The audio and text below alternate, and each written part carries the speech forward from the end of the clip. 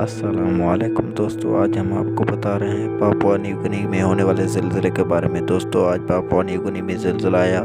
दोस्तों, मुताबिक US geological survey report इस ज़लज़ले की कैफियत 5 यानी 5.0 थी। और दोस्तों, ये 18 जनवरी यानी 18 जनवरी 2022 में पेश आया दोस्तों। और इस ज़लज़ले का वक्त मुताबिक लोकल टाइम रात के 12 बजे थी, यानी 12 AM के करीब।